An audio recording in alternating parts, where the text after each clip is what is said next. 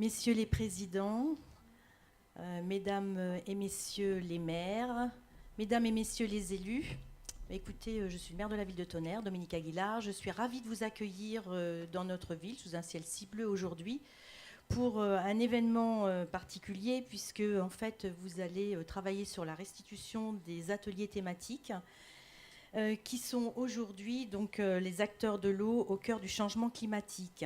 Pour la ville de Tonnerre, c'est un sujet d'importance, puisque nous sommes dans une zone où on a des inondations de façon fréquente. Donc on est très attaché au travail, enfin à travailler sur ces sujets, le sujet de l'eau. Et également sur le changement climatique, on a des travaux qui sont engagés. Et je pense que tout le monde aura fait le même constat durant cette saison estivale, d'un été qui aura commencé très tôt et qui voilà, se termine seulement maintenant. Donc on voit bien qu'on a des vraies problématiques à traiter. Et je crois que vous êtes au cœur de ces dispositifs-là. Donc je me permets à toutes et à tous de vous souhaiter voilà, une très belle journée. Et je laisse la place à vos intervenants. Merci. Madame la maire, permettez-moi juste de vous remercier de nouveau chaleureusement de nous accueillir dans votre très joli hôtel de ville, je dois dire, dans cette très jolie salle. Et donc j'espère que les travaux qui ont eu lieu et sur lesquels nous allons revenir une partie de l'après-midi et les conclusions et j'espère les perspectives que tous ces travaux offriront seront à la hauteur des espérances que vous avez mis dans les quelques mots que vous venez de prononcer à l'instant. Mais je voulais en tout cas en mon nom et plus largement l'ensemble des partenaires organisateurs de cette journée, voilà, vous remercier à nouveau pour votre présence et puis en tout cas et puis pour votre accueil dans cette jolie ville de Tonnerre sous en effet un ciel magnifiquement bleu. Merci infiniment. Merci madame. Nicolas, si tu veux bien venir du coup à mes côtés. Peut-être quelques mots rapides pour ne pas prolonger les propos liminaires qui ont toujours tendance à être un tout petit peu longs. Juste pour vous dire que le sujet qui nous rassemble aujourd'hui porte sur, comme l'a dit Madame la maire, sur les acteurs de l'eau au cœur du changement climatique.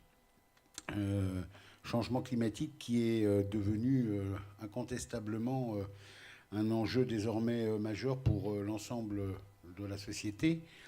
Des changements qui sont des changements importants de nos pratiques à la fois collectives et individuelles qui apparaissent au fil des années, des épisodes comme notamment celui que nous avons vécu encore cet été, qui sont donc désormais vraisemblablement devenus incontournables.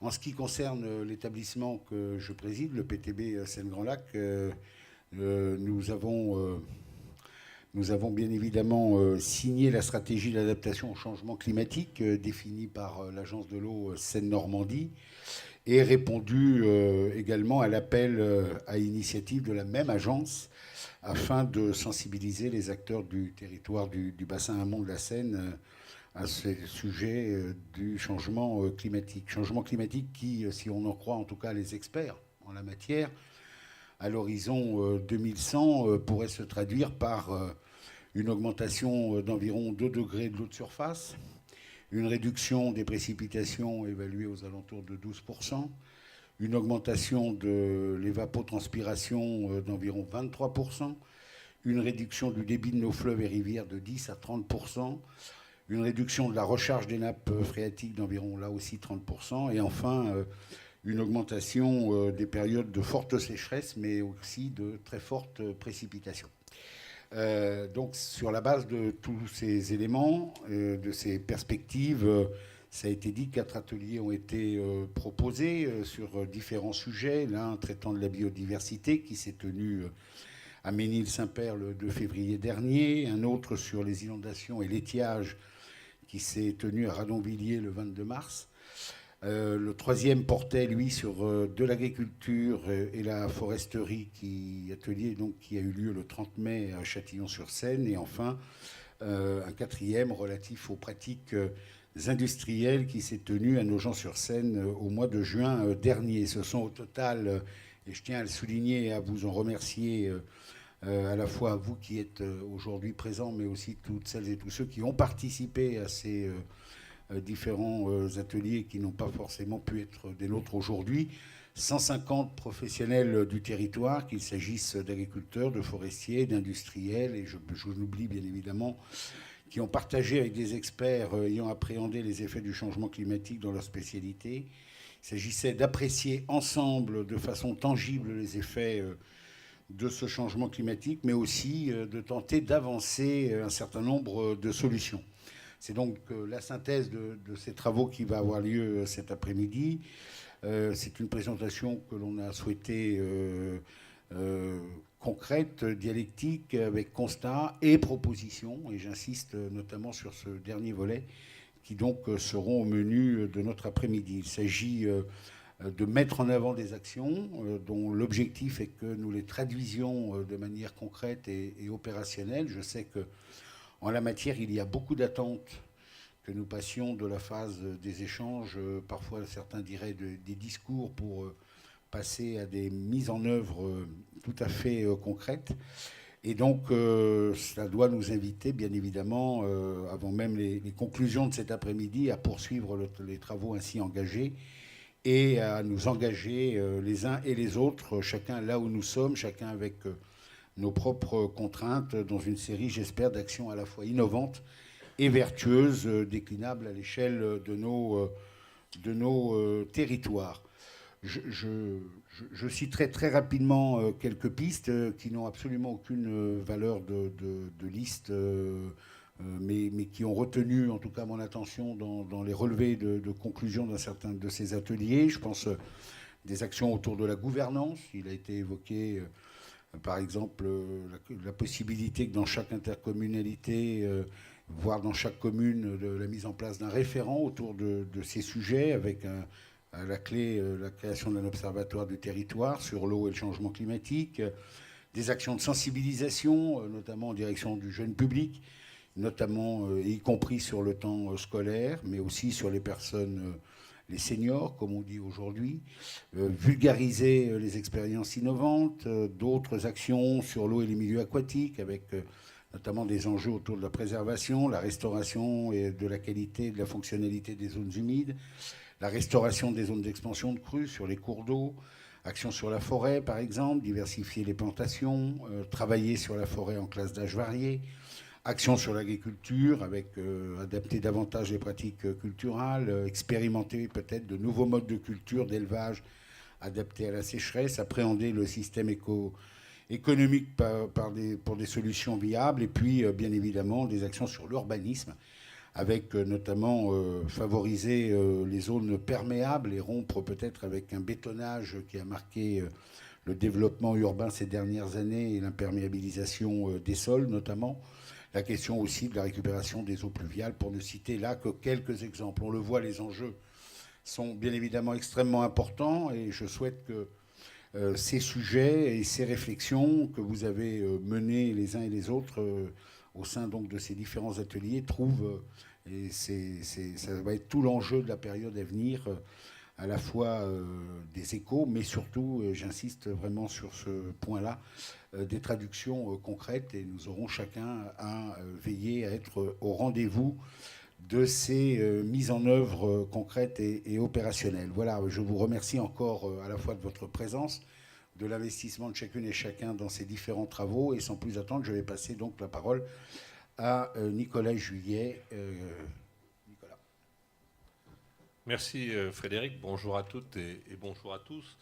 Alors, je vais peut-être me présenter un petit peu plus quand même. Donc, je suis élu dans le département de l'Aube. Je suis vice-président du conseil départemental de l'Aube, mais je suis au niveau du comité de bassin, président de la commission permanente des programmes et de la prospective. Donc, cette commission qui regroupe l'ensemble des membres du conseil d'administration de l'agence de l'eau et l'ensemble des présidents et vice-présidents des groupes de travail du comité de bassin, ainsi que des commission géographique. Et je voudrais saluer ici tous les membres du comité de bassin, parce qu'il y en a un certain nombre qui sont là, notre directeur territorial Seine-Amont qui est là aussi, et pour dire que, comme l'a dit Frédéric Molossi, sur la stratégie d'adaptation au changement climatique, donc, qui a été votée en comité de bassin il y a un peu plus de 2 ans maintenant, et de travailler sur le cycle global de l'eau. Je crois que ça, c'est un élément, et on en a encore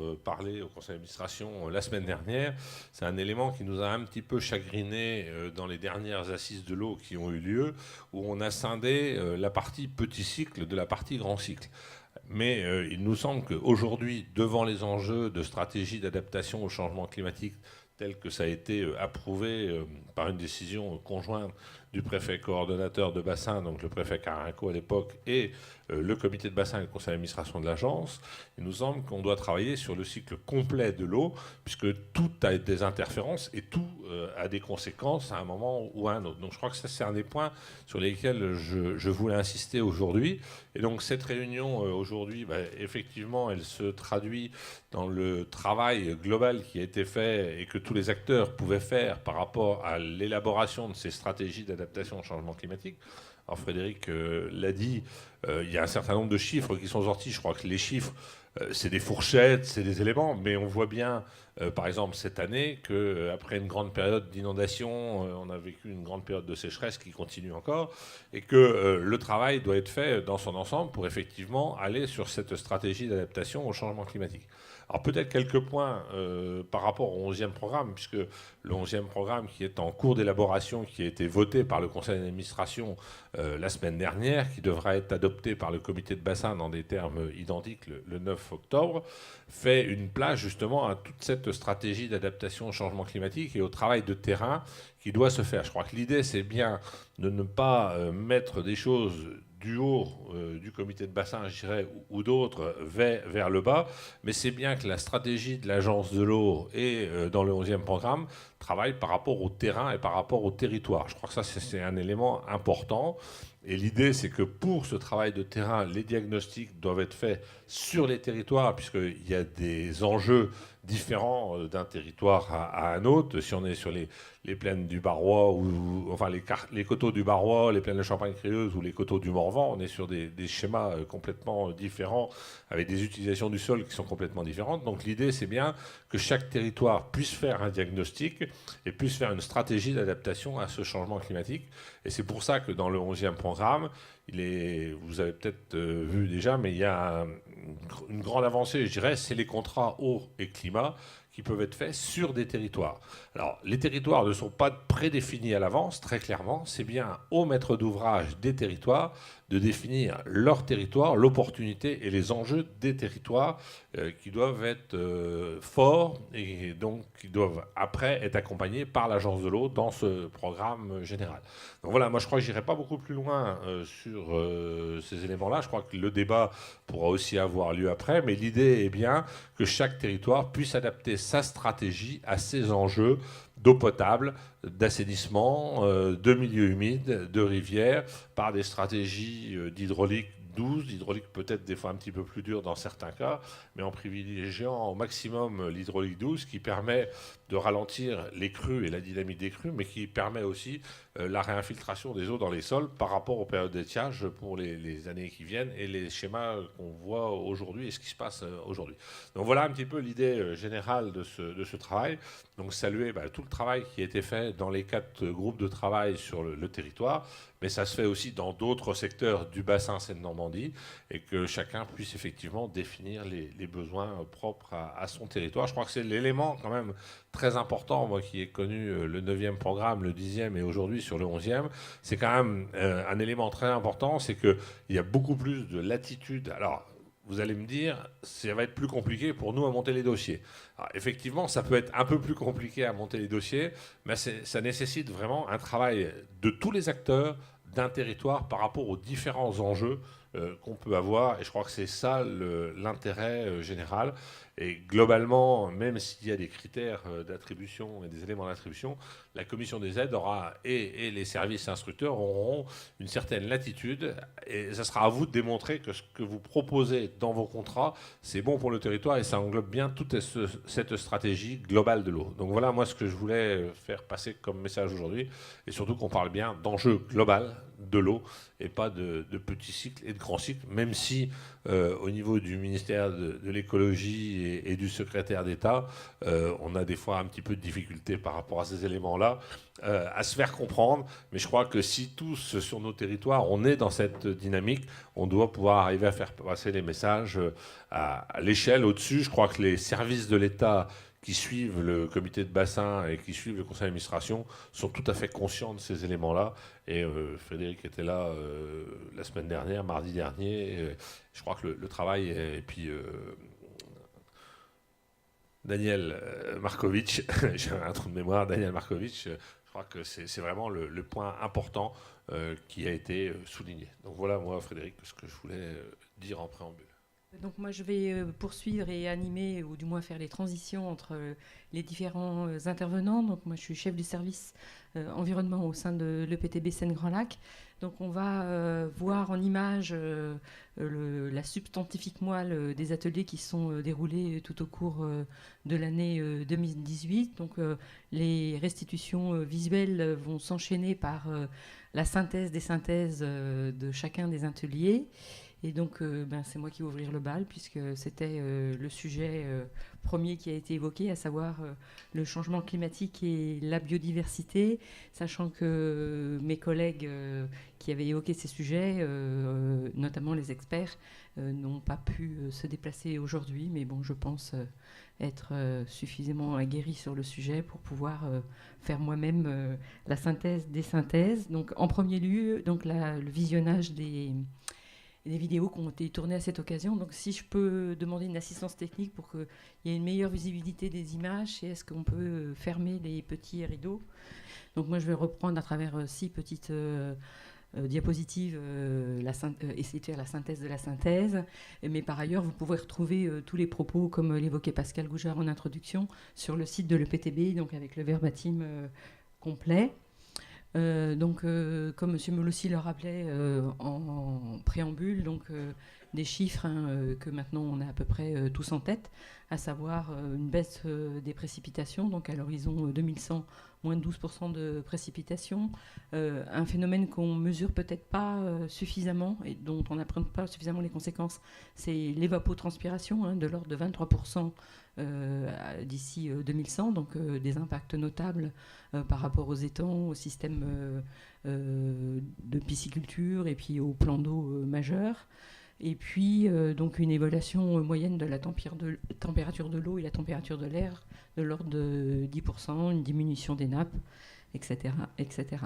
Donc les conséquences au niveau des écosystèmes et des milieux, donc je vais prendre un indicateur par indicateur. Donc là on va s'intéresser à l'augmentation de la température de l'air, plus 2 degrés, donc une épisode des phénomènes de sécheresse, tels qu'on a pu les constater cet été, mais donc ça a des effets directs sur les populations d'espèces, et en particulier sur la faune et la flore, notamment les espèces les plus patrimoniales. Donc à travers 2 illustrations, à savoir une prairie très diversifiée avec un cortège de fleurs d'une 40aine d'espèces en bas, et puis un cortège d'espèces assez appauvri où on n'a plus qu'une petite dizaine d'espèces, avec des gens qui dominent. Donc ce qui est attendu, c'est une banalisation des milieux. Donc on ne va pas perdre forcément en nombre d'espèces, mais on va avoir des espèces plus ordinaires, plus banales, qui ne présentent pas un intérêt particulier par rapport à la biodiversité. Donc une espèce qui est particulièrement sensible et qu'on arrive à mesurer à travers des suivis, notamment des suivis qui sont faits dans le cadre de suivis participatifs. On se rend compte que le papillon, le myrtille, là, est en pleine expansion, aux dépens d'autres espèces plus menacées. On va noter la disparition d'espèces en situation abyssale, donc c'est des plantes ou des animaux qui se trouvent en situation de plaine, alors que d'ordinaire, ils sont plutôt en situation de montagne. Donc c'est ça, ce qu'on appelle les espèces abyssales. Donc une espèce des plateaux de Langres, par exemple, la dentaire peinée, qui risque de voir ses populations diminuer, voire disparaître. Et puis, à contrario, une extension de certaines espèces méridionales, et puis des habitats de plus en plus secs. Donc les pelouses moyennement sèches vont passer de pelouses à très très sèches. donc avec le cortège d'espèces associées, et puis après des incidences également sur l'écosystème humain et des pratiques agricoles, donc des fenaisons avancées, donc avec des cycles de reproduction d'espèces également perturbés. Une augmentation de la température de l'air au niveau de la foresterie, je ne vais peut-être pas trop m'attarder puisque j'ai mes collègues de l'ONF qui vont évoquer le sujet plus en détail, et puis il faut que je tienne un peu le timing, donc si moi je ne montre pas l'exemple, donc je vais passer sur la diapo, sauf si Monsieur Rousset et Monsieur Richard voient des éléments qui ne vont pas évoquer, donc je m'arrêterai là-dessus. Mais a priori non, voilà. Ensuite, une augmentation de l'évapotranspiration, entre plus 16 et plus 23% à l'horizon 2100. Donc, diminution des niveaux d'eau. Donc, une des caractéristiques par rapport aux zones humides, par exemple, c'est l'exondation des roselières. Donc là, vous avez déjà un aperçu dans la photographie en bas à droite de ces roselières qui n'ont plus les pieds dans l'eau. Ensuite, avec l'élévation de la température combinée avec l'évapotranspiration, donc une concentration des organismes vivants dans la colonne d'eau, en particulier le phytoplancton. Donc il est possible et même c'est déjà perceptible sur certains bassins, l'apparition excessive de certaines espèces de phytoplancton qu'on appelle les cyanobactéries, et certaines d'entre elles abritent certaines toxines, donc un impact immédiat sur l'écosystème, mais également sur les usages, puisque pas plus tard que cet été, il y a eu une interdiction de baignade au lac du Der en lien avec le développement de cyanobactéries, donc une modification des pratiques possibles au niveau du tourisme, avec peut-être des déplacements de plage, ce genre de dispositions. Donc ça, c'est pas uniquement le milieu, mais ça impacte aussi les usagers et les usages. Et puis aussi, également en lien avec les usages et les usagers, le développement dans certains plans d'eau de végétation aquatique envahissante, luxuriante, si on peut parler ainsi. Donc là, par exemple, on a une élodée qui se développe à tout va dans certains plans d'eau, et du coup, ça freine le développement d'autres espèces locales, et puis également certains usages. Donc là, petite carte verte foncée et verte claire symbolise l'extension de cette espèce. Donc vous voyez que tous les cours d'eau du bassin Seine-Amont sont particulièrement impactés. Tous les points rouges, c'est la vitesse de la colonisation de cette espèce. Alors, les conséquences sur l'élévation de la température de l'eau, donc à l'instar de ce qui se passe au niveau des écosystèmes terrestres, une disparition de certaines espèces exigeantes, notamment une bonne partie des salmonicoles. Donc là, par exemple, les poissons qui sont dans la gouttière et qui sont mesurés là sont des chabots. Donc je pense que ces espèces de poissons ont tendance à être en diminution, voire disparaître sur certains bassins amont du bassin versant. Donc on retrouve aussi, en lien avec l'élévation de la température de l'eau, l'efflorescence de certaines cyanobactéries. Et puis, donc là, vous avez l'état de l'ione sur la diapo en bas à droite. Là, le vert fluo, c'est l'ione dans l'astis du barrage de Pansière, il y a 3 ans en arrière. Donc une efflorescence assez spectaculaire. Et puis une augmentation aussi des espèces exotiques envahissantes dans les milieux purement aquatiques, donc la moule zébrée, l'écrevisse américaine, et puis une fréquentation aussi de certaines espèces, notamment en Île-de-France, là, et la sédentarisation de certaines espèces comme la bernache du Canada, qui à l'échelle du territoire américain aussi pose problème, puisque la bernache ne migre plus au nord du Canada pendant la période hivernale, mais reste sous des climats plus propices, notamment à Montréal, et ça pose un sérieux souci en matière de gestion des espaces verts en particulier, et puis de la fréquentation des lieux. Autre conséquence du changement climatique, donc c'est la diminution des débits. Donc d'ici 2050 à la période automnale, on estime qu'il pourrait y avoir 40% de débit en moins, sachant qu'aujourd'hui, par exemple, 80% du débit de la Seine est soutenu par l'activité des lacs, donc 40% de 80%, ça risque de poser à moyen terme donc des soucis par rapport à l'ensemble des écosystèmes, mais aussi par rapport aux usages. Donc en matière d'usage, et une pollution des eaux qui sera bien évidemment plus grande, en lien avec un phénomène de dilution qui sera moins important, un impact fort sur les petits cours d'eau et petits chevelus des parties amont des bassins, et puis donc le problème d'alimentation en eau potable dans certains cas de figure. Donc les solutions qui ont été évoquées et qui sont reprises notamment dans le cadre de la stratégie d'adaptation du changement climatique. Donc une des pistes d'action, c'est la restauration des zones d'expansion de crues. Donc l'objectif fixé est de plus 20% d'ici 2050. Ensuite, afin de faciliter donc, la circulation des espèces et éviter le réchauffement des eaux, c'est limiter et supprimer dès que possible les obstacles à la continuité écologique pour permettre un écoulement naturel des eaux et de ce fait éviter l'échauffement. Et puis ensuite, définir une stratégie foncière d'aménagement pour la préservation des zones humides, développer des micro-réservoirs de biodiversité. Bon, après, je n'ai pas repris toute la totalité des propositions qui ont été faites, mais bon, je vous invite à aller consulter les comptes rendus. Mais néanmoins, pour certains cas de figure, en lien avec les efforts entrepris, certains milieux liés à l'inertie de l'extinction risquent de ne pas pouvoir se maintenir et disparaître définitivement. Donc je ne voulais pas terminer sur cette touche négative, mais néanmoins, c'est quand même quelque chose qui a été évoqué et constaté à l'échelle de ces ateliers. Donc je vais passer maintenant la parole à mon collègue Marc Vincent, directeur des services techniques de l'EPTB Seine-Grand Lac, qui va vous faire son retour d'expérience, sa synthèse des synthèses à l'issue de la présentation de la petite vidéo.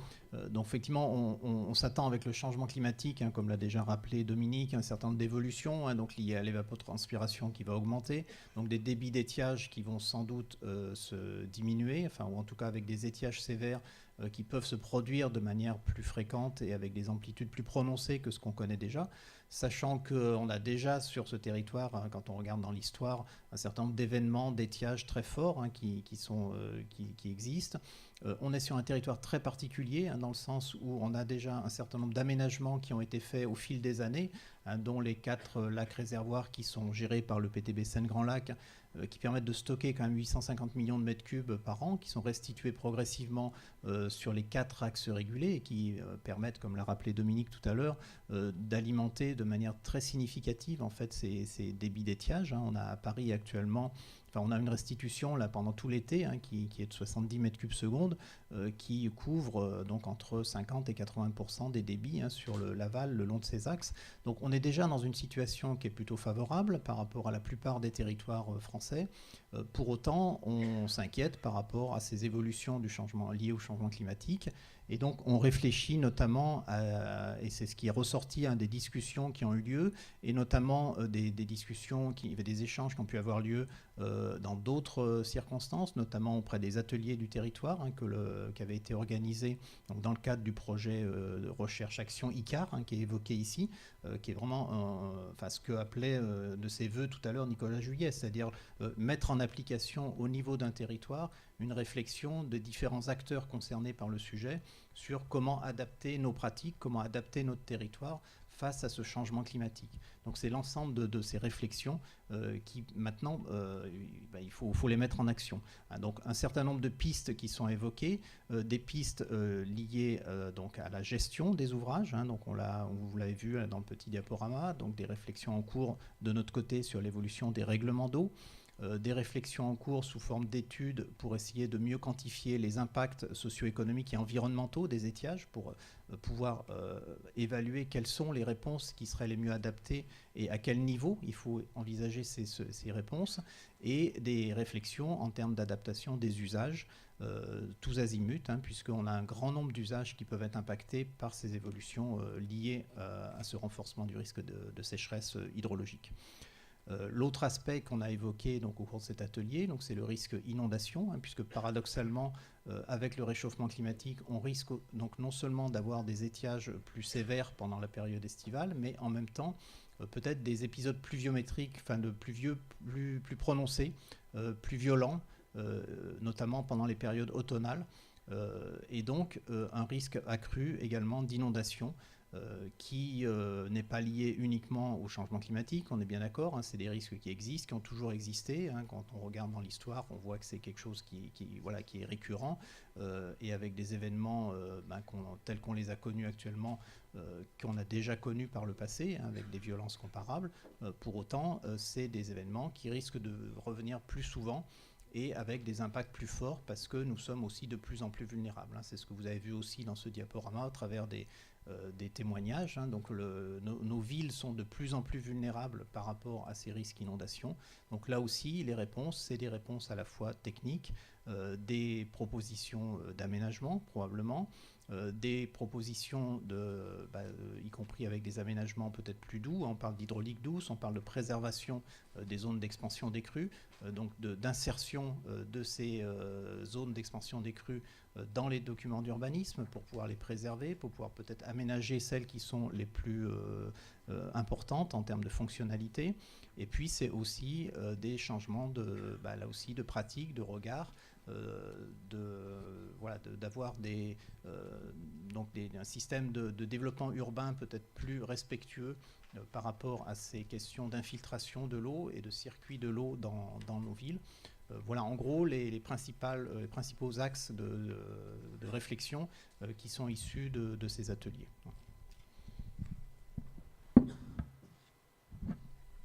Merci Marc pour cette synthèse des synthèses en lien avec la thématique inondation et étiage. Donc maintenant je vais appeler mes collègues de l'Office national des forêts et Monsieur Lavier en lien avec l'atelier double thématique agriculture et foresterie et changement climatique. Vous expliquez effectivement un peu plus ce qu'est l'agriculture de conservation des sols. Un système innovant qui aujourd'hui en France est méconnu parce que Didier Doutet l'a dit tout à l'heure, on peut faire F5 ou en grand, mais F5, ça marche. Voilà, nous, on a pris conscience qu'un sol comme celui-là, bon, c'est pas un beau labour, d'accord, mais c'est pas quelque chose qui est durable, voilà, parce que c'est un sol qui est soumis aux agressions. Et donc, si on déroule, alors, je sais pas si, non, j'ai pas de souris. Voilà. Moi, je suis agriculteur en Côte d'Or, près de Baigneux-les-Juifs, enfin pas très loin de Montbard, à 20 km, tout près des sources de la Seine d'ailleurs. Et il s'est avancé tout seul ou voilà. Des épisodes comme celui-là, dans ma région, on dit oh, l'érosion, non, ça n'existe pas, quoi. Eh bien si, ça c'est août 2014, un champ qui est prêt à être semé en colza et un gros sac d'eau et on a de la terre qui se déplace parce que le lit de semence est affiné, il n'est pas protégé. Donc la prise de conscience pour nous, donc on peut passer au suivant, c'était de dire le sol étant un milieu vivant, il faut vraiment le protéger. Donc travailler le sol ou le couvrir en permanence, on peut pas faire les deux, il faut choisir ce qu'on a fait. Et donc sur ma ferme avec mon frère, ça fait 10 ans qu'on pratique cette agriculture de conservation des sols. Voilà. Et l'idée, c'était bien remettre le sol au cœur de mon métier d'agriculteur, avec une belle terre grumeleuse et puis de la vie. Voilà, c'est vraiment ce que j'essaie de faire presque au quotidien. Parce qu'une fois qu'on a fait ça, il y a beaucoup de bénéfices. Donc je vais en dérouler quelques-uns. Et évidemment, l'objectif pour nous, c'était de mettre ce travail avec la nature au cœur de notre métier. Voilà, c'est tellement plus intéressant de réfléchir comment on fait fonctionner le sol que d'être assis dans son tracteur à le travailler. Bon, on peut réfléchir aussi en étant assis, mais vraiment là, on se dit, le sol, comment je le rends vivant, qu'est-ce que je peux améliorer? Et ça a des conséquences, en particulier dans la lutte contre le changement climatique. C'est moi qui fais... Vous avez des vibrations, non, ça va? Bon. Et l'idée, c'est de remplacer le travail du sol par le travail végétal des racines et aussi par le travail de la faune et en particulier des vers de terre. Et ça marche. Voilà, ça marche. Et ça ne marche pas que chez moi. Voilà, j'ai mis mon maillot APAD parce que je suis aussi président d'une association, l'association pour la promotion d'une agriculture durable, qui représente des agriculteurs qui font ça un peu partout en France, dans des conditions pédoclimatiques très variées. Donc, ce n'est pas réservé au plateau argilo-calcaire d'où je viens. Ça marche aussi dans des sols plus lourds, dans des vrais limons. Voilà. Et donc, voilà, on a un couvert végétal que je vais implanter dès la récolte. pour ne pas laisser le sol nu, et qui lui, je parlais tout à l'heure dans la vidéo de capter du carbone, ben oui, voilà, vous vous promenez dans la région, bon, il a plu, ça fait moins de poussière, mais vous pouvez constater la différence entre des sols nus qui font beaucoup de poussière et qui sont soumis à ces aléas d'érosion, y compris éolienne, avec des champs qui sont couverts, dans lesquels il y a de la biodiversité, il y a des insectes pollinisateurs, il y a des lièvres, des chevreuils, voilà, il y a une faune. Et puis, quand vient le temps de semer, qui ne va pas tarder à arriver, je devrais être en train presque, on sème sur un sol qui est comme celui-là, ou comme celui-là. Voilà, effectivement, on peut avoir une biomasse très impressionnante quand on a réussi à faire des beaux couverts et que la météo est favorable, ce qui n'est pas le cas cette année.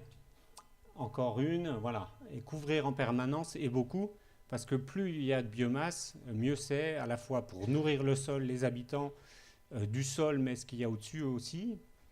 Et puis, effectivement, stocker un maximum de carbone. Et plus le sol est couvert, meilleurs sont les bénéfices pour moi, comme pour tout le monde ici. Voilà, donc pour nous, les couverts, ce n'est pas un couvert réglementaire qu'on sème le plus tard possible et qu'on détruit le plus tôt possible. C'est l'inverse. Et on veut tout faire. On va semer ça très tôt, tout de suite, le jour de la moisson ou le lendemain, pour que ça lui donne un maximum de chances pour que ça pousse. Naturellement, c'est une agriculture qu'on n'apprend pas encore à l'école, ça vient.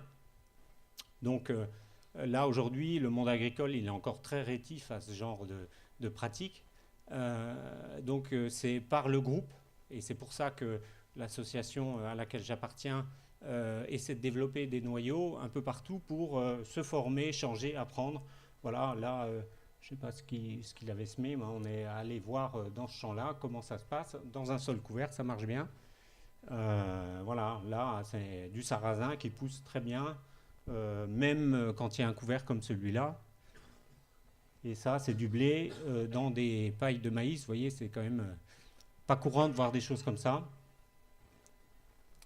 Et par contre, là, vous avez des turicules de vers de terre. Effectivement, quand on fait cet effort et on voit que la vie change en termes de biodiversité, l'impact est très important. Voilà, bon. Bien, la suivante. Voilà, ça c'est chez moi cette année. J'ai pris... bon, à gauche, c'est pas chez moi, oui. Mais à droite, ce que je voulais montrer aussi, c'est qu'une année comme celle-là où on n'a pas eu d'eau, donc mon couvert, il est misérable, hein, je le dis comme je le pense. Il est misérable, mais néanmoins, dedans, voilà, quand je suis allé, il y avait encore une abeille ou des abeilles sur chaque fleur, parce que c'est un couvert qui a quand même piégé un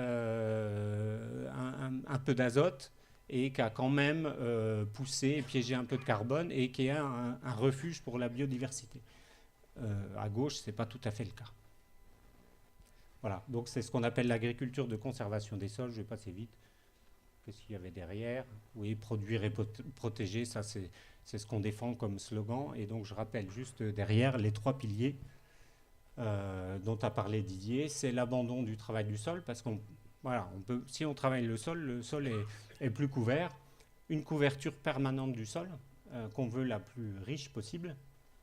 Et la rotation et la diversification des cultures. Chez moi, c'est un peu compliqué parce que quand vous avez 20 cm de sol, vous ne pouvez pas faire n'importe quoi. En revanche, dans les couverts végétaux, vous pouvez apporter de la diversité avec plein d'espèces différentes qu'on ne va pas récolter, qu'on peut récolter éventuellement, y compris pour des éleveurs en fourrage, mais qui vont, pour moi qui ne suis pas éleveur, qui vont venir enrichir mon sol et améliorer la fertilité. Donc on pense qu'effectivement c'est une troisième voie qui aujourd'hui est assez méconnue, mais qui méritait, et manifestement, voilà, merci de m'avoir invité, qui méritait d'être mise en avant. Sur le point du changement climatique, j'en ai parlé tout à l'heure dans la vidéo, donc je vais y passer doucement. Il y a cette histoire de séquestration de carbone qui est une réalité, et c'est pour ça qu'un projet porté par la France l'initiative 4 pour 1000 dont vous avez peut-être entendu parler, c'est-à-dire effectivement encourager les pratiques qui viennent à stocker du carbone, et puis aussi, on réduit en moyenne par 2 les consommations de fuel, donc c'est autant de GES en moins.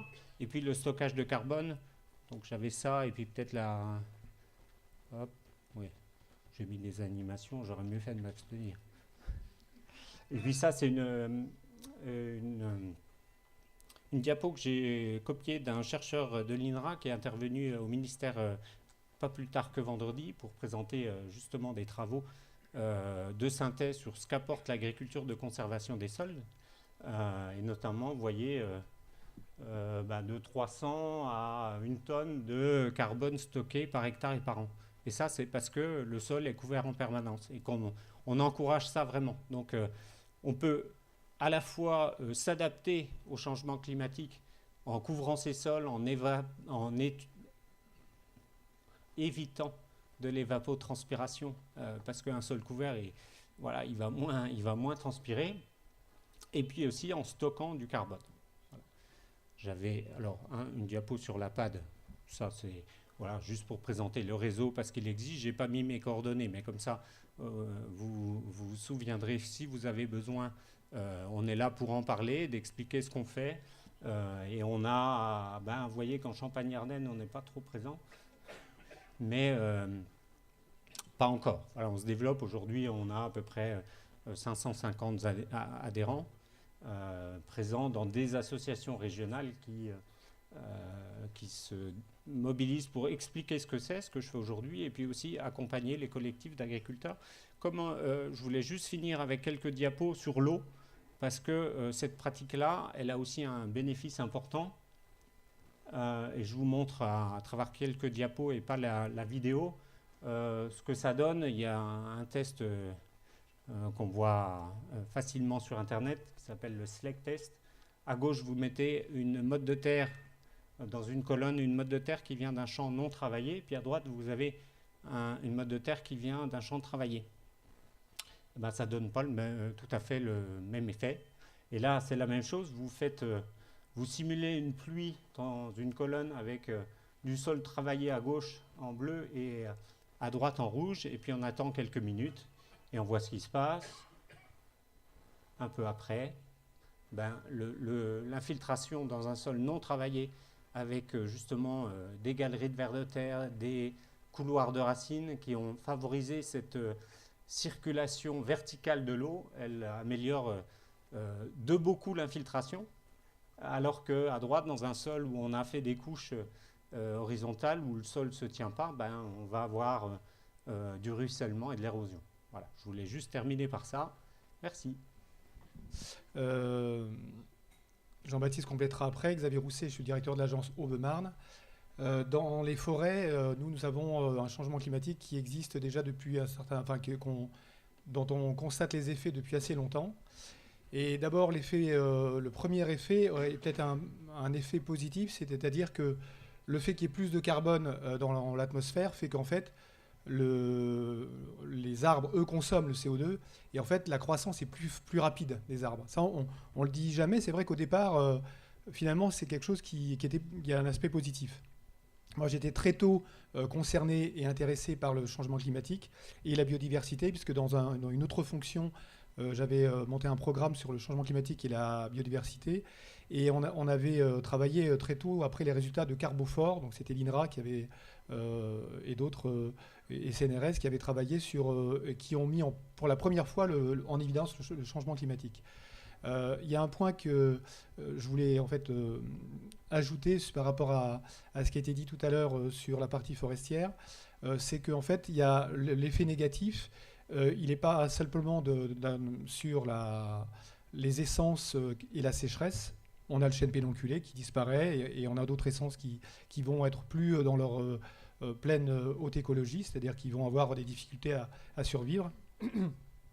Et vous connaissez pas tous, mais il y a une simulation qui date de ce moment des résultats de la recherche de l'INRA qui montre que le hêtre, en théorie, pourrait n'exister que dans l'est de la France et disparaître du reste de la France. Ce qui est probablement une prévision pessimiste, puisque excusez-moi, le hêtre a une plasticité physiologique qui est à partir d'une diversité génétique qui fait qu'il a probablement plus de résilience qu'on ne peut l'imaginer. En revanche, ce qui est bien plus grave pour nous, c'est les tempêtes.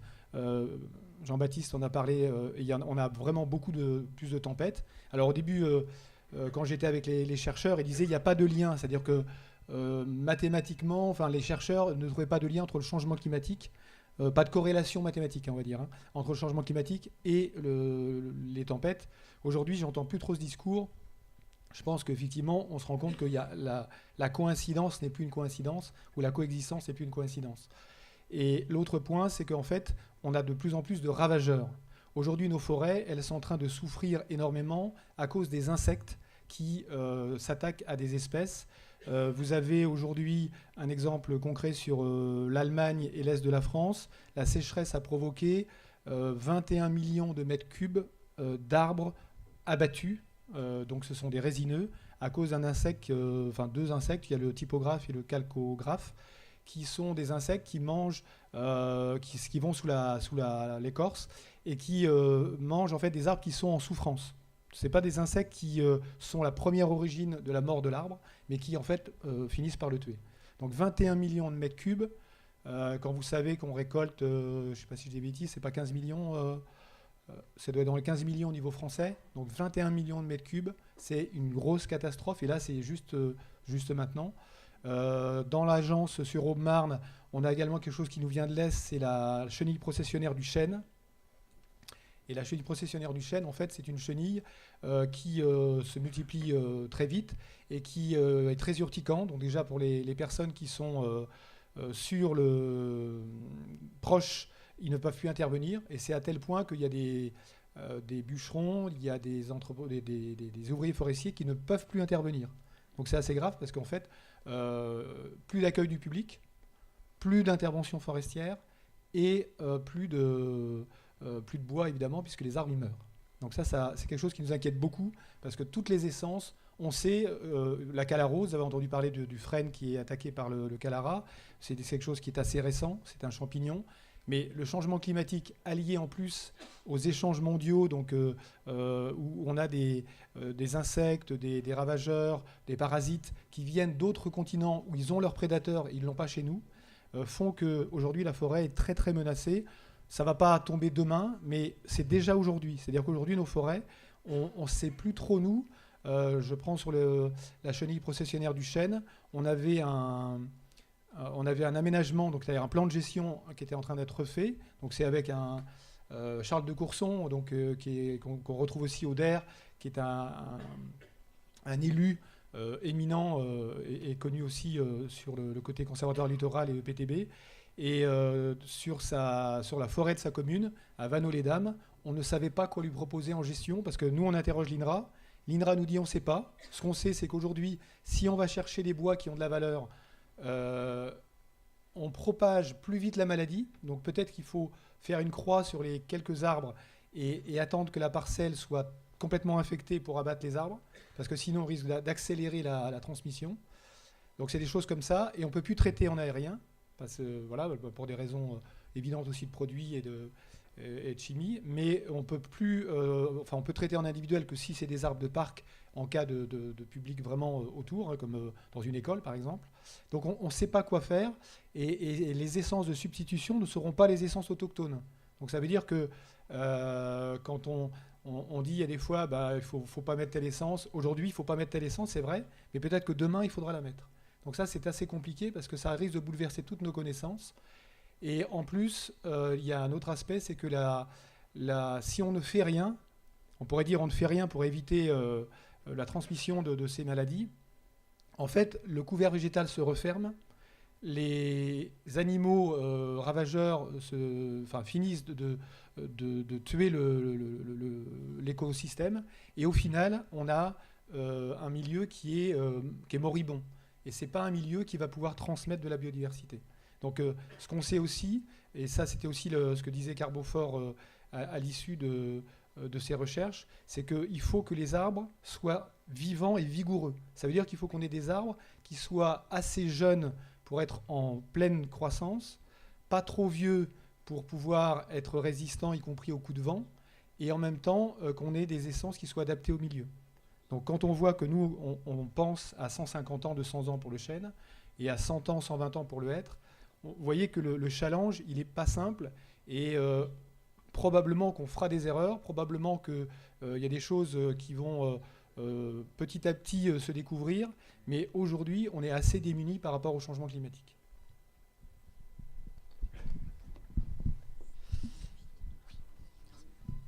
Donc, bonjour à tous, Jean-Baptiste Richard, je suis responsable environnement de l'agence Aubemarne de l'ONF. Donc je vais pas revenir en détail sur les conséquences du changement climatique qu'on a un peu vu à la fois dans la présentation et puis dans l'intervention de Xavier Rousset, mais simplement dans le fait, la synthèse de cet atelier en fait, c'était que qu'on soit dans le milieu agricole ou dans le milieu forestier, le constat, c'est que l'urgence face au changement climatique, elle est là, elle est dans toutes les consciences, et on s'apprête, on réagit déjà à leurs conséquences, avec une originalité pour le milieu de la forêt, c'est qu'évidemment, quand on va considérer un chêne qui se régénère aujourd'hui ou qu'on va planter aujourd'hui, on garde bien évidemment en tête que ces arbres-là, on va les récolter dans 120 à 60 ans, grosso modo, et qu'évidemment, c'est les arbres qu'on plante aujourd'hui qui vont se prendre de plein fouet les changements du climat demain. Donc l'échelle de temps de réflexion n'est pas du tout la même. Donc en fait, le principe forestier, c'est de réagir avant même les changements et surtout de ne pas hésiter à innover. Alors on a quelques pistes, évidemment, pour mener à bien cette mission-là. Et la première qui est évidente, c'est de ne pas mettre tous ses œufs dans le même panier. C'est-à-dire que dans un même peuplement, si on a une essence qui est sensible au changement climatique, mais qu'on n'a que celle-là, évidemment, si cette essence, on a parlé tout à l'heure de l'exemple du hêtre, se prend le changement climatique de plein fouet, on n'aura pas de relais derrière. Donc le premier principe de précaution, c'est évidemment de diversifier les peuplements en mélangeant les essences. Parce qu'on sait très bien que certaines essences réagiront mieux que d'autres. Alors on peut diversifier les essences, mais on peut aussi diversifier la provenance génétique. Si je vous prends un exemple très simple, vous connaissez peut-être le pin de Douglas ou sapin de Douglas. C'est un arbre qui a une haute écologie, c'est-à-dire des exigences écologiques aujourd'hui avec l'essence qu'on a en France, qui est similaire à celle du hêtre, c'est-à-dire qu'il a la même sensibilité face au changement climatique. Or, dans son aire naturelle de présence, qui est aux États-Unis, en fait, le Douglas, il s'étend depuis le Canada jusqu'à la Californie. Donc si on travaille aussi sur les provenances d'essence, on se rend bien compte qu'un Douglas qui va venir de Californie va être bien plus armé à un climat de type méditerranéen, puisque c'est le climat qu'on a en Californie, que le Douglas qui vient des provenances Oregon, de provenance bien plus au nord. Donc c'est une nouvelle piste d'amélioration. Donc en fait, la principale synthèse de l'atelier, c'est évidemment le changement climatique, il est aujourd'hui, il faut réagir vite, mais on n'est pas non plus totalement démunis, on a des leviers d'action, simplement avec un temps de réflexion sur 120, 160 ans, on a du mal à se projeter sur les effets de nos actions, mais le principal mot d'ordre, c'est de toute façon, si on n'essaie pas, on va dans le mur. Donc, on essaye d'innover aujourd'hui et avec une certaine urgence. Voilà. Mais on a des pistes. Voilà. Donc, j'attends que vous lanciez le diaporama. Sinon, je suis donc Stéphane Gillis, le directeur général du syndicat des eaux et de sa régie, qui est situé principalement dans l'Aube. Et Monsieur Juillet, qui est à la tribune, est président de ce syndicat et de sa régie. Donc, voilà le diaporama qui apparaît. Donc, on nous a proposé de faire une présentation dans le cadre de eau et climat. Donc aujourd'hui, les acteurs au cœur du changement climatique, et de vous proposer la démarche que nous réalisons actuellement. L'idée, ce n'est pas de tout vous présenter dans le détail, mais d'aller sur certains éléments qui nous ont paru intéressants à mettre en avant. Je vais quand même présenter alors très rapidement le SDDEA. Le SDDEA, c'est un syndicat mixte ouvert à la carte pour une gestion intégrée et durable du cycle de l'eau. Comme le disait M. Juillet en préambule, petit cycle, grand cycle sont quand même assez fortement liés. Et nous, on parle plutôt d'une gestion intégrée d'un cycle complet de l'eau, parce qu'on travaille sur différentes compétences. C'est la diapositive d'après.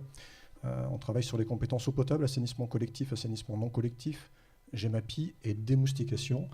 sont des compétences à la carte. Les communes ou les EPCI à fiscalité propre qui nous transfèrent des compétences ne sont pas obligées, lorsqu'elles nous transfèrent par exemple que la démoustication, de nous transférer l'intégralité de l'eau potable, l'assainissement et la GEMAPI. Donc on a différentes cartes, je ne vais pas vous présenter toutes les cartes, ça prendrait trop de temps. Et on est une collectivité, donc un syndicat SARJ avec près de 280 agents aujourd'hui.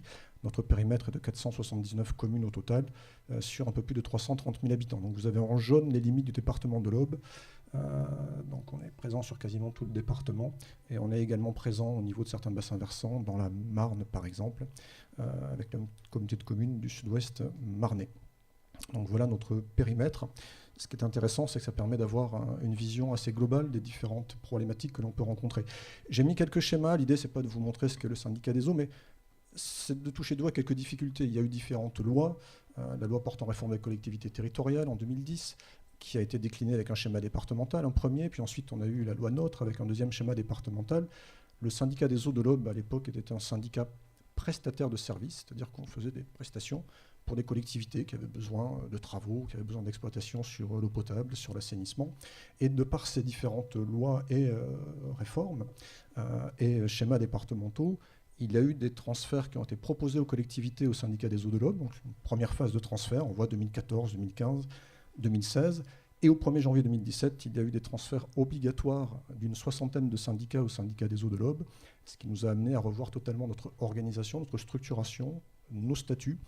Donc on est un syndicat qui a beaucoup évolué en peu de temps. Et en parallèle, on essaie évidemment de travailler sur des problématiques, sur des enjeux à venir, qui sont notamment le changement climatique. On peut voir la diapositive suivante. Là, c'est sur les bassins, sur la GEMAPI, par exemple. La compétence au niveau du syndicat des eaux, elle n'a été qu'à partir du 1er juin, ou fin juin plutôt 2016. C'est tout récent, finalement. On est compétent en GEMAPI depuis 2 ans et demi, et on travaille sur différents bassins. Et aujourd'hui, il y a à peu près 318 communes dans l'Aube qui sont transfert GEMAPI. Et maintenant, ce sont les EPCI à fiscalité propre qui représentent ces communes au sein du syndicat des eaux. La gouvernance du syndicat des eaux, c'est un point particulier. Je ne vais pas exposer non plus toute la gouvernance, parce qu'il y a une gouvernance spécifique pour l'eau potable, l'assainissement collectif, une gouvernance spécifique pour les bassins.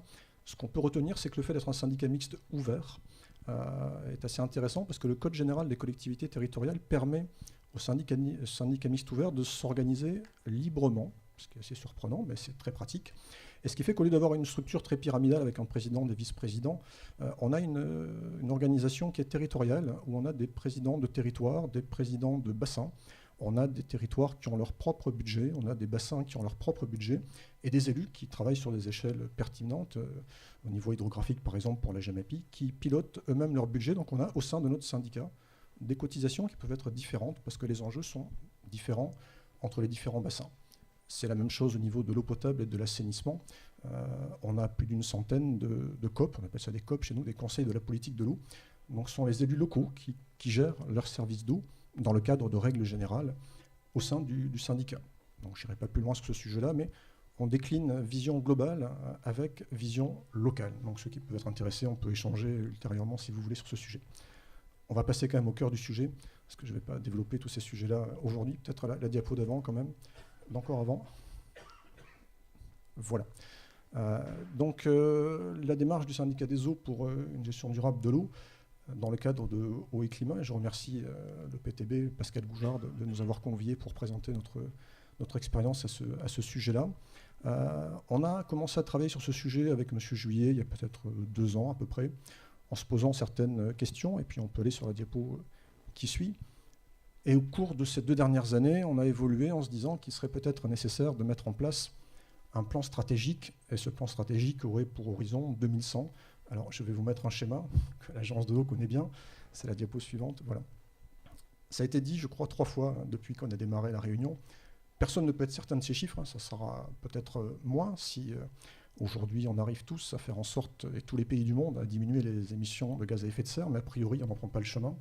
Donc, il est possible que ces chiffres soient pires. Il semblerait que les scénarios aujourd'hui qui sont développés au niveau des modélisations amènent à des modélisations qui pourraient être encore plus violentes que ces chiffres-là, qui sont déjà quand même sérieusement édifiants. Donc avec le président Juillet et quelques administrateurs, on voit ces éléments-là et on se dit, bon, qu'est-ce qu'on fait maintenant ? Il y a des constats, il des modélisations, mais il faut bien qu'au niveau des maîtres d'ouvrage locaux, on se mette à travailler, se mette en ordre de marche pour pouvoir travailler sur ces problématiques-là. Donc à partir de là, on a décidé de bâtir ce plan stratégique. Le 2100 apparaît ici en haut. Mais 2100, ce n'est pas juste une projection 2100, c'est qu'aujourd'hui, quand on fait des investissements, quand on met en place un réseau d'eau potable, donc on va faire un nouveau forage, on se dit c'est chouette, on a un endroit avec de l'eau qui est potable, de qualité, en quantité, et on va faire un forage, et puis on va changer un petit peu l'alimentation des différents villages, on va changer les conduites, et puis là on va tirer 3 km à partir du forage pour aller sur ces villages-là, mais peut-être qu'en 2100, ou en 2060, le forage qui a été créé, il n'y aura plus d'eau. Donc là, on se dit, on a quand même une responsabilité. Je dirais que le coût d'un forage, c'est pas ce qu'il y a de plus cher. Par contre, tirer des conduites sur des kilomètres, ça coûte une fortune.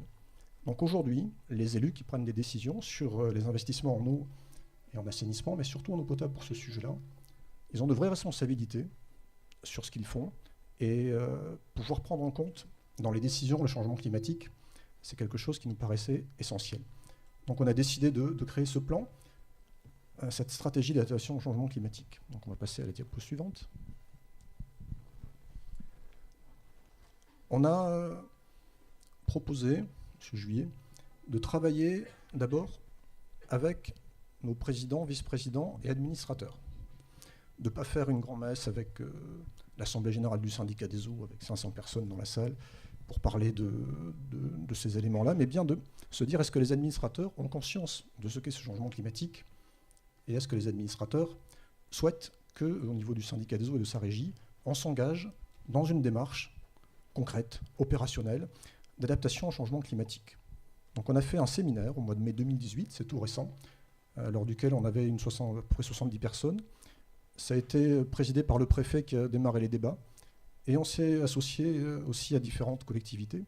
Le PTB, par exemple, était présent, l'Agence de l'eau était présente, et Services de l'État de l'Aube. Donc on a organisé 2 ateliers, et l'idée était d'avoir des vraies orientations stratégiques pour 2 échéances. La première, c'est 2020, la fin du mandat, et la deuxième, c'est 2100, plan stratégique 2100, et l'échelle de responsabilité des investissements qui sont faits aujourd'hui par les collectivités qui travaillent sur l'eau de manière générale sur le cycle complet. On a travaillé aussi avec 3 experts reconnus, donc on va passer les différentes diapositives. Gilles Boeuf était avec nous ce jour-là. C'est quelqu'un qui est professeur à l'université Marie Curie-Sorbonne, qui a été président du Muséum national d'histoire naturelle de 2009 à 2015 et qui fait beaucoup de conférences sur l'impact du changement climatique au niveau de la biodiversité. Hervé Le Treut, climatologue, directeur de l'Institut Pierre-Simon Laplace, c'est presque 2000 personnes qui travaillent sur tous ces sujets de climat, de modélisation, donc il a pu nous apporter des éclairages très intéressants. Et enfin Nathalie Dorfliger, hydrogéologue, membre du comité de direction du BRGM, membre du partenariat français pour l'eau, donc c'est quelqu'un qui connaît très bien tous les sujets liés à l'eau et au changement climatique. Ces 3 experts nous ont fait des conférences le matin pour que les élus du syndicat des eaux et nos partenaires, ainsi que des agents du syndicat des eaux, pour qu'on ait bien connaissance des grands enjeux. Et l'après-midi, on est parti sur des ateliers. On va passer encore un petit coup. On a proposé à tous les gens qui étaient présents de travailler, encore un petit coup, sur des axes stratégiques. 4. Les usagers, la ressource en eau, le patrimoine physique et la solidarité. On a travaillé en amont, on a préparé ce séminaire, bien sûr, et il nous a semblé que ces 4 axes stratégiques étaient importants et qu'il fallait tourner autour de ces 4 axes. Et à droite, on a mis l'axe du temps. Un petit clic, voilà. Le fameux 2020, c'est aujourd'hui, c'est dans 2 ans, et 2100. Et par rapport à ces deux dates, on a travaillé sur des scénarios. On peut cliquer encore un petit coup. Voilà. Un premier scénario, nous sommes en 2100. Scénario Nirvana, on a réussi à anticiper le changement climatique, c'est merveilleux. Tout le monde a de l'eau en quantité, qualité et sécurité.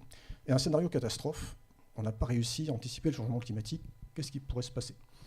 Donc il y a eu différents groupes de travail. Alors, on n'a pas fait de vidéo, on n'a pas de photos, on en a quelques-unes, mais je n'avais pas prévu ça, c'était plutôt de travailler sur le fond du sujet et l'apport qu'a pu avoir ce séminaire. Donc c'était intéressant, ça peut faire un peu sourire, scénario Nirvana catastrophe, mais au moins ça permet de se situer dans une configuration et de pouvoir se projeter. À 2100, une fois qu'on a fait le bilan de tous tout ce travail qui a été fait dans des groupes de travail. Au niveau des usagers, la mise en avant était de travailler sur la communication, la maîtrise des tarifs de l'eau, la mutation des usages de l'eau et l'urbanisme. L'urbanisme est revenu assez souvent. Au niveau de la ressource en eau, connaissance, protection et gestion, quantité et qualité de l'eau, pédagogie.